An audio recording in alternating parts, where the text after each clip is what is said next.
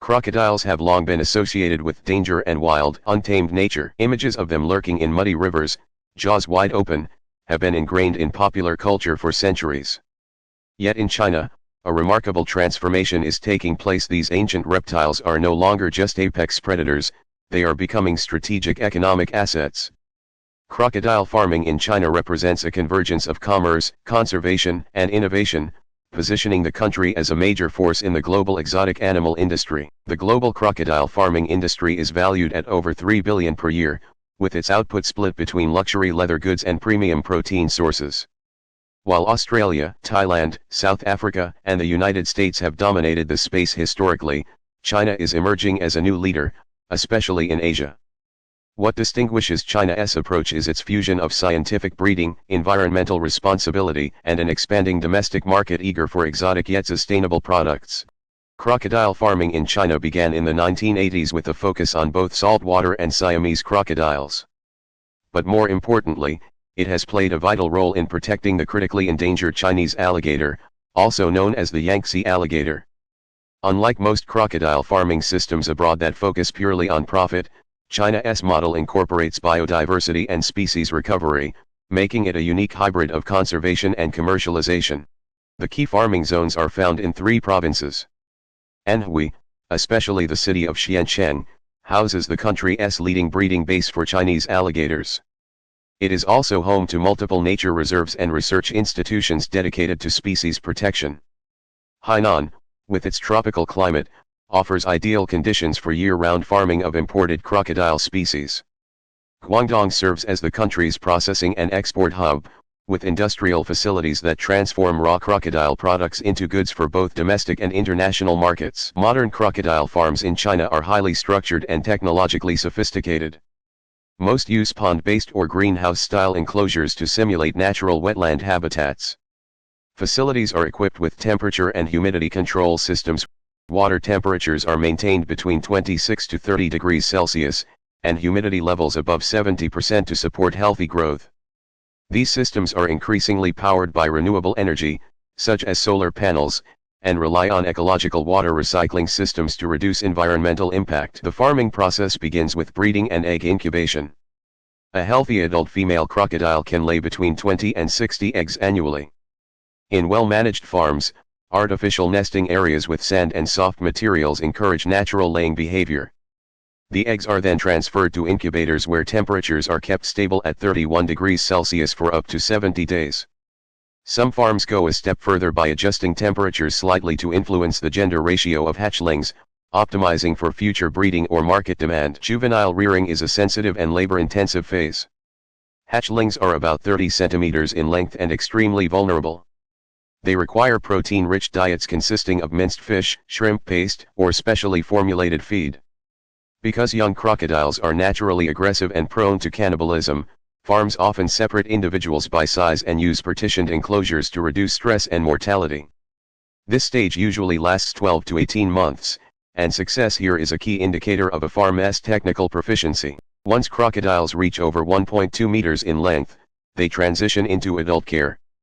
Stocking densities are kept low, typically around 15 animals per 100 square meters, to prevent injury and promote healthy development. Diets shift to include whole fish, chicken offcuts, and protein supplements.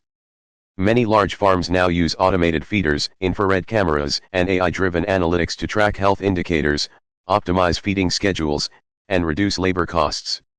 Growth to market size, usually around 1.5 to 2 meters in length and over 40 kilograms, takes approximately 3 to 5 years. Harvesting is performed by trained handlers using nets and safety gear to ensure minimal stress. The animals are then transported to certified processing facilities where they are skinned, portioned, and packed. A single crocodile can yield a hide valued between 400 and 1,000, depending on the species and condition. The meat, lean, high in protein, and low in cholesterol, is vacuum-packed and frozen for gourmet food markets. Additional byproducts such as oil, bones, and internal organs are used in traditional medicine and health products. Compared to countries like Australia, where crocodile farming is almost exclusively for leather exports, China's industry is more diversified. Crocodile leather remains a high-value product, sought after by luxury fashion brands for use in handbags, belts, and shoes. but there is growing emphasis on meat sales and tourism. In cities like Guangzhou and Nanning, crocodile dishes have become fashionable in upscale restaurants, marketed as exotic yet healthy alternatives to beef or pork. China is also pioneering a multifunctional farm model that combines agriculture, education, and tourism. Ecological crocodile parks allow visitors to observe crocodiles in controlled environments, learn about their biology, watch feeding sessions, and even sample crocodile cuisine. These venues often include educational centers that explain the importance of species conservation and responsible farming. For children and families, they provide a rare, immersive look at an animal most people would never encounter up close. One standout example is the Guanyin Mountain Crocodile Farm in Guangxi, which spans over 20 hectares and attracts tens of thousands of visitors annually. The facility not only raises and processes crocodiles but also offers guided tours, museum exhibits, DIY leather workshops, and on-site dining. This integration of commercial farming and public engagement transforms what was once a niche agricultural activity into a socially valuable, economically viable enterprise. On the policy front, crocodile farming is supported by provincial governments through subsidies, licensing programs, and veterinary research. China's Ministry of Agriculture has issued specific guidelines on reptile farming, ensuring that animal welfare and environmental standards are upheld. At the same time, institutions like the Chinese Academy of Sciences are involved in breeding programs, genetic studies, and disease control, pushing the industry toward a more scientific and sustainable model. Of course, challenges remain. Crocodile farming requires high upfront investment, long development cycles, and careful environmental management. There is also the issue of market volatility. Luxury fashion trends and global meat consumption patterns can shift rapidly. Moreover, international scrutiny over exotic animal farming means that transparency and certification will become increasingly important for Chinese exporters. Still, the future looks promising.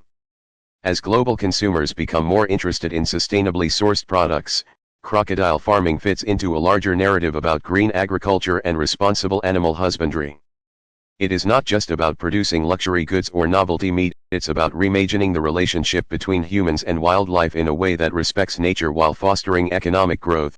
In conclusion, China's crocodile farming industry has grown from a niche experiment into a sophisticated, multi-sector ecosystem.